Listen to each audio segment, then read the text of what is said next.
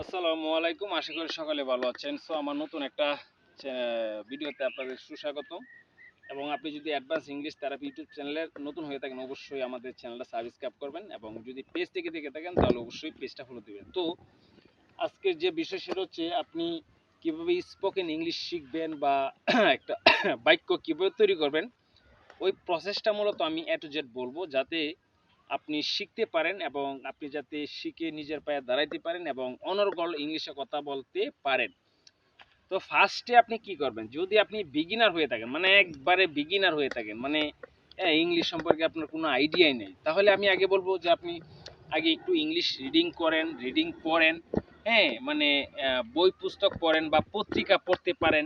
আগে আপনাকে একটু ফার্স্ট অফ অল একটু অ্যাডভান্স হইতে হবে, কারণ ইংলিশে কথা বলাটা তো আসলে এতটা সহজ না। যতটুক মানুষ মনে করে যে এতটাই সহজ, আসলে এতটা সহজ না। তবে মানুষই তো ইংলিশে কথা বলতে পারে, তাই না? আমরাও ইংলিশে কথা বলি। সো আমরা যদি পারি বা আরো 10টা মানুষ যদি পারে, তাহলে আপনি কেন পারবেন না? তাহলে আমি বলবো যে আপনি আগে একটু পত্র পত্রিকা বা নিউজ রিলেটেড যে ভিডিওগুলো আছে, হ্যাঁ, এইগুলো আপনি ইংলিশে, ওগুলো আপনি আগে একটু দেখেন, তারপরে আপনি ইংলিশ লাইনে আসেন স্পোকেন শেখার জন্য। তো ফার্স্টে আপনি যে কাজটা করবেন, এটা তো করবেনই।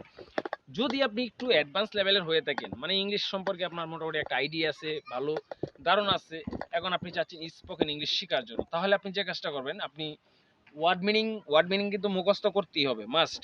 ওয়ার্ড মিনিং যেটা হচ্ছে ভোকাবুলারি, এটা আপনাকে মুখস্থ করতে হবে, প্রচুর মুখস্থ করতে হবে। মুখস্থ করার পরে আপনি যে কাজটা করবেন, আপনি how to make a sentence, একটা বাক্য কিভাবে তৈরি করতে হবে সেটার যে স্ট্রাকচার, ওটা কিন্তু আপনাকে বুঝতে হবে বা ওইটা আপনাকে ফলো করতে হবে। ওইটা যখন আপনি পারবেন, মানে ফার্স্টে তো আপনি ওয়ার্ড মিনিং শিখলেন, তারপরে দেখা গেল যে আপনি হ্যাঁ বাক্য কীভাবে তৈরি করতে হবে সেটা আপনি শিখলেন। তারপরে যে কাজটা করতে হবে, যারা আপনার আশেপাশে আছে, ভাই বোন, আত্মীয় স্বজন বা ফ্রেন্ড সার্কেল, যারা ইংলিশে কথা বলতে পারে, তাদের সাথে আপনি কথা বলেন, ফেস টু ফেস প্র্যাকটিস করেন, ফেস টু ফেস প্র্যাকটিস করেন, কথা বলেন। আপনার ভুল হোক, ভুল হলেও কোনো সমস্যা নাই, ভুলের মাধ্যমে মূলত একটা মানুষ শিখতে পারে, একটা মানুষ শিখতে পারে। সো আমি বলবো যে আমি যে বিষয়গুলা বললাম এগুলো আপনি একটু প্র্যাকটিস করুন। আর দেখা গেছে যদি কেউ না থাকে, মানে কোনো ফ্রেন্ড সার্কেল, বন্ধু বান্ধব, আত্মীয় স্বজন, মানে স্পোকেন প্র্যাকটিস করার জন্য কেউ না থাকে, তাহলে আপনি কি করবেন? তাহলে আপনি যে কাজটা করতে পারেন, আয়নার সামনে আপনি দাঁড়াবেন, আয়নার সামনে দাঁড়িয়ে আপনি আপনাকে প্রশ্ন করবেন। সাপোজ হাউ আর ইউ প্রশ্ন করলেন আয়নার সামনে দাঁড়ায়। তো একজন তো আপনার সামনে, আপনি তো নিজেই একজন, আর আয়নার ভিতরে যে আছে সে তো আর আসলে অন্য কেউ না, আপনি। তো ও নাকি আপনি প্রশ্ন করবেন এবং ওই লোকটাই আপনাকে আবার মানে আনসার দিবে, মানে আপনি আপনাকে প্রশ্ন করবেন, আপনি আপনাকে আনসার দিবেন, মানে এই হচ্ছে মূলত প্রসেস।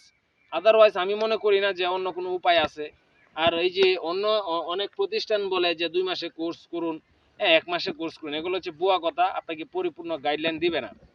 কারণ 2 মাসে অনর্গল ইংলিশ কথা বলা এটা কখনোই সম্ভব না। সো যা কিছু করতে হবে বাসায় করতে হবে, আপনাকে নিজে চেষ্টা করতে হবে, দ্যাটস ইট। সো ধন্যবাদ সবাইকে, আসসালামু আলাইকুম বন্ধু।